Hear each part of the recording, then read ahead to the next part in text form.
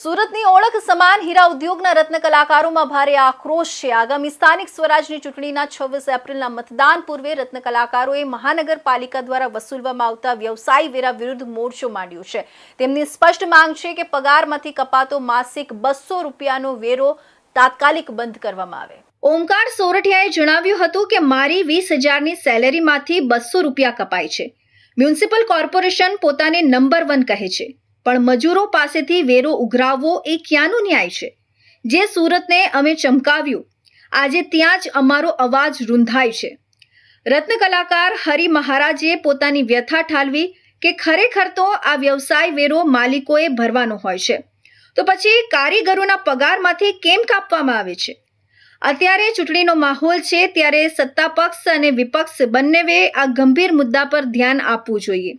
Diamond worker યુનિયનના vice president Bhavesh ટાંકનું કહેવું છે કે સુરતના રત્ન કલાકારો દર વર્ષે અંદાજે 80થી 100 કરોડ રૂપિયા વ્યવસાય વેરો મહાનગરપાલિકાને ચૂકવે છે।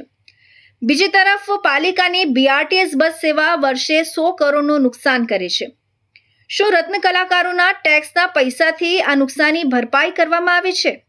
રત્ન કલાકાર રમેશભાઈ પાલિકાની નીતિઓ પર કટાક્ષ કર્યો હતો કે મહાનગરપાલિકા વિશ્વની 8મી અજાયબી છે, જે કામદારો પાસેથી ટેક્સ લે છે।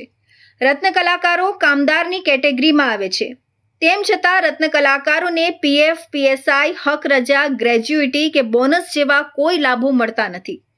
કામદારોને તેમના હક આપવાના બદલે તેમની પાસેથી ટેક્સ લેવો એ તદ્દન ખોટું છે।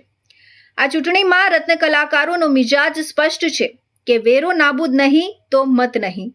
આ અમારી રજૂઆત છે અને 10 વર્ષથી અમે સત્તા પક્ષને રજૂઆત કરતા આવ્યા છીએ કે સુરતની અંદર જે રત્ન કલાકારો વસે છે એ કામદારની કેટેગરીમાં આવે છે અને એ કામદારો પાસેથી તમે પ્રોફેશનલ ટેક્સ ઉઘરાવો છો એ નાબૂદ કરો। તો પ્રોફેશનલ ટેક્સ આજ દિવસ સુધી નાબૂદ નથી થયો। 3 વર્ષથી આ મંદીનો માહોલ છે। આ મંદીના માહોલથી ત્રસ્ત થઈ 80 રત્ન કલાકારોએ આત્મહત્યા કરી, એના પરિવારને મદદ ન મળી। આ સુરતની અંદર અસંખ્ય રત્ન કલાકારો ભાડે રહે છે, એના માટે સ્પેશિયલ આવાસ યોજના જાહેર કરો એવી માંગણી કરી, એ પણ માંગણી ન કરી। 50,000 ફોર્મ મંજૂર કર્યા, સરકારનો તમારા માધ્યમથી અમે આભાર માનીએ। 26,000 ફોર્મ રિજેક્ટ કરવામાં આવ્યા છે, એના માટે સૌથી મોટું ગુજરાતનું આરટીઆઈ અભિયાન ચાલુ કર્યું, છતાં પણ સરકારની આંખો ન ખુલી। તો આ જે સ્થાનિક સ્વરાજની ચૂંટણી છે, સુરત એ રાજકીય એપિસેન્ટર ગણાય છે। અહીંયાથી સૌરાષ્ટ્રનું મિજાજ બહાર આવે છે, જે સુરતની અંદર પરિવર્તનની દિશામાં આગળ વધી રહ્યું છે અને જે રત્ન કલાકારો સૌરાષ્ટ્રમાં પણ વસે છે, ભાવનગર, રાજકોટ, જુનાગઢ, અમરેલી, આ તમામ જગ્યાએ રત્ન કલાકારો છે। તો આ રત્ન કલાકારો આ વખતે પરિવર્તનના મૂડમાં છે। જે પ્રોફેશનલ ટેક્સ જે પક્ષ નાબૂદ કરશે એને જ રત્ન કલાકારો મત આપવાનું મન બનાવી લીધું છે।